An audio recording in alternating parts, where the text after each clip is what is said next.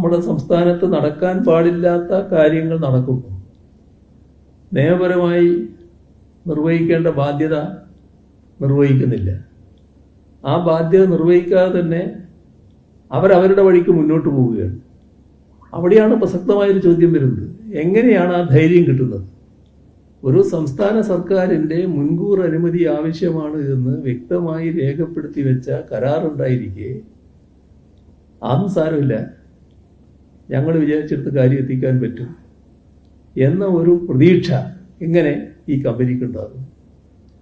അവിടെയാണ് മുഖ്യമന്ത്രിയുടെ പ്രത്യേക ഉത്തരവാദിത്വം വരുന്നത്. അപ്പോൾ അതുകൊണ്ട് തന്നെ മുഖ്യമന്ത്രി ഒരു വിശദീകരണം നൽകണം. ഇവിടെ ഒരു പ്രത്യേക സാഹചര്യമുണ്ട്. ഞാൻ പറഞ്ഞല്ലോ, പോർട്ട്,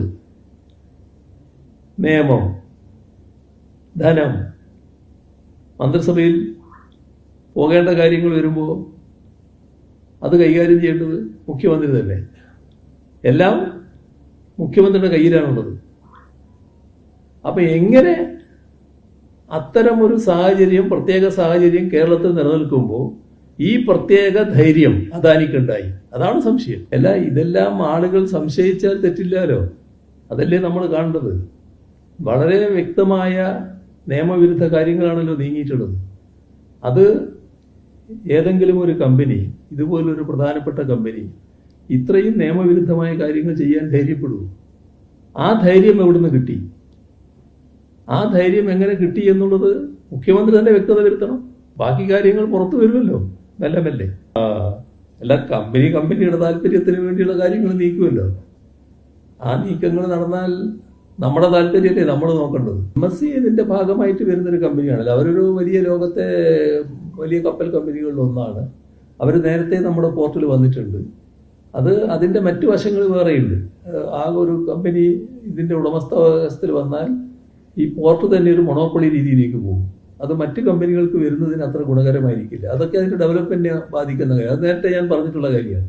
അതല്ല ഇതിൽ പ്രശ്നം. ഈ അദാനി കമ്പനി എങ്ങനെ ഇത്തരത്തിലുള്ള വഴിവിട്ട നീക്കങ്ങൾക്ക് ധൈര്യപ്പെട്ടു? അതാണ് പ്രശ്നം. അത് അദാനി ഗ്രൂപ്പിന്റെ വഴിവിട്ട ചില നടപടികൾക്ക് അനുകൂലമായ നിലപാട് എടുത്തു കിട്ടണം എന്നുള്ള ആഗ്രഹത്തിന്റെ മേലെയായിരുന്നു. അതിനവർ നിന്നിട്ടില്ല. നല്ല ധൈര്യമായിട്ട് തന്നെ കാര്യങ്ങൾ നീക്കിയിരുന്നു.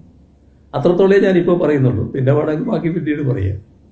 ഈ ഏറ്റവും പ്രധാനപ്പെട്ട ഒരു കമ്പനിയായ MSC ഇപ്പോൾ വരുന്നു. എന്നാൽ അതുപോലുള്ള മറ്റു പല കമ്പനികളും ഇങ്ങോട്ട് വരും.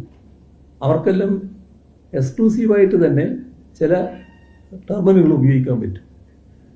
വൻപിച്ച സാധ്യതയാണ് ഈ പോർട്ടിനുള്ളത്. ആ സാധ്യതയെല്ലാം അടഞ്ഞു പോകുന്ന നിലയാണ് വരിക.